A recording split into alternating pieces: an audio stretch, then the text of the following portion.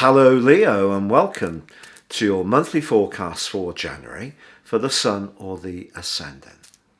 If you've yet to subscribe to my channel, I'd be honoured if you did so now. Please click or tap on the bell notification symbol. Now, as we enter into this new year, if you'd like to order your year 2021 personal horoscope forecast, you can get in a package your character analysis too and get 30% off. Please see the link beneath this video. These are based on your time, date and place of birth, totally unique to you, and will give you searing insights for the months ahead that go way beyond your zodiac sign. But as far as being a Leo is concerned, there are some generalities that I can help you with. And as the year begins, as ever, the Sun's in the part of your horoscope to do with organisation, to do with where you have to be sacrificing, provide services to others, be thoughtful about health and hygiene. And so if you are setting your intention on some kind of new year, new regime, I think you're going to do so with gusto. Also, Mercury's in this part of your horoscope as the year begins. So this too can give you a real sense of drive to keep going with any New Year's resolutions that you do set up for yourself, because you're going to take them very seriously. But also, talking of seriousness, the moon actually at the start of this year is in your sign, and that gives you a great opportunity to be conscious of what you need as an individual. The trouble is that Saturn, the planet of restriction, is directly facing the moon in your sector of relationships. So if a relationship is out of kilter as you come into this new year, I do think you're going to be thinking about it very carefully, and it might be difficult not to focus on the nitty-gritty details that actually you find to be really quite challenging. And one of the reasons for this is that there's such a dynamic link between Venus and Mars as this new year begins. Now, Mars, of course, has gone through this extended journey, 6-month transit in the sign of Aries, which it governs. But of course, some of that time it was in retrograde, and a lot of that time in conflict with Jupiter, Saturn and Pluto. And in fact, there was another dust up over Christmas between Pluto and Mars. But as you come into this new year, Mars is going forwards, and it's in a glorious alliance with Venus. So if you are wanting to improve your love life in 2021, that balance between the more romantic and more empathetic side of Venus, but in the very glamorous 5th house of your chart, and Mars in a much more risk-taking, adventurous part of your situation, that combination can see you set some hearts racing this year, along with some pulses too. But it is true that Venus at the turn of the year also is in a square with Neptune. So if you're in a relationship as the new year begins, which is not quite giving you the fulfillment that you would crave, there could be a sense of uncertainty that comes from Neptune swirling mist. So it's going to be important to try to chop through that and be as clear-minded as possible. But you do have some planetary assets that are set to emerge for you to help achieve that. But I think taking those responsibilities and obligations seriously seems a bit rich after the last couple of years, when I think there's been such an emphasis on you doing your bit to support others, but not necessarily getting the rewards or even the acknowledgement or acclaim that you deserve. And yet Mars, in that last 6 months of 2020, has been pushing you to be much more or much less inclined just to go along with it as you have in the past. And that may have created a sense of dissatisfaction, weariness, exhaustion at times, because you know it needs to change, but there's part of you, because you can be one of the kindest members of the Zodiac, that doesn't want to change the status quo, because you know somewhere in the mix someone's going to lose out. And that generosity of spirit is often underestimated with Leo people. Of course you have the charisma, of course you crave others' attention, but I do feel that you've worked hard over the last couple of years, pushing yourself to be more aware of where you need to be more self-sacrificing. The problem with that is that if you continue to do that to too much of an extent, it will crush your passion, and that's not going to make for a great new year. So just be conscious of that. But there is a wonderful grand trine as we start this year, grand fire trine, and it goes across the moon in your sign, Juno, the planet of the asteroid of relating, in Sagittarius, and also Chiron, the wounded healer in Aries. And funnily enough, I think there is a chance to mend something this year if you've got the determination to do it. But it may take quite a lot of discipline if it's a relationship which hasn't been working quite as well as it could. Because yes, Saturn can teach you lots of lessons. It can see you being applied and very self-disciplined in improving your relationships over the next couple of years. But it also could winkle out any situation which really isn't working, or highlight some of your weaknesses, perhaps around listening, or perhaps being judgmental of others who have a different approach to life to you. You can often be very traditional in your approach.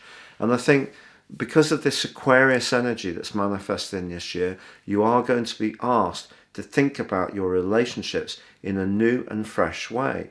Now, because Jupiter and Saturn are together at the start of the year, that can bring some magic into your relationships, even this month. But also it can make you conscious of where you need to learn, which is Jupiter's energy, and where you need to show more restraint, which is Saturn's energy. However, it is true to say that on the 7th, Mars moves out of the sign of Aries and climbs into the most prestigious and authoritative part of your scope. If you're really serious about strutting your stuff in a professional situation through to the end of the month, and in fact right through to the end of the last week of February, this is going to give you a chance to showcase your talents. That charisma that you have naturally can come across, because Mars in the 10th house just loves attention. And if you have Mars in your own natal chart as well as the Sun, that makes you a very warm person, but it also gives you a presence. So expect to have more presence, whatever your natal chart may be, if you know it. But that presence has to be used with a degree of care, because Uranus, the planet of rebelliousness but surprises, is also in your 10th house, and they meet on the 18th and 19th. And that's just when, on the 19th, the Sun glides into the sign of Aquarius, which is particularly early this year. But also on the 13th, we have a new moon that's in that sector of sacrifice, in that sector of work, of precision, of health and fitness, but it's conjunct Pluto. So your appreciation of situations is going to be razor sharp on the back of that. And if someone isn't coming up to scratch, even if you've given them lots of latitude in the past, I think it's much less likely that you're going to do so at this point. And as Mars and Uranus come together and the Sun moves into Aquarius, joining up with Saturn, I think it could bring a weak relationship to a close. It really could. But Mercury does move into Aquarius on the 8th, suggesting, along with Venus into Capricorn on the same day, that if you are prepared to listen, keep negotiating, keep trying to learn, there is still latitude to save a tie that you know at heart has a lot of goodness linked to it. So I think the endings for you are only where you really feel all other options have been used up.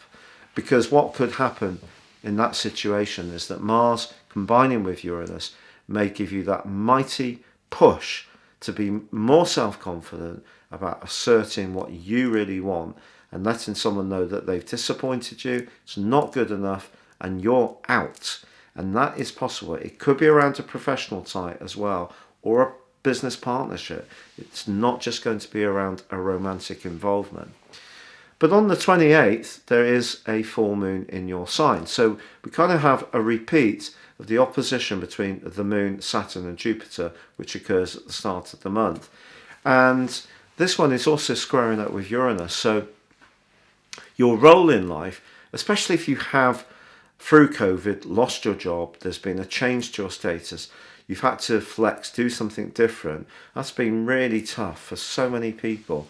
But I think this full moon, is going to make you much more conscious of those relationships that don't work on your terms, especially if you've really been bending your back to make it work for the other person.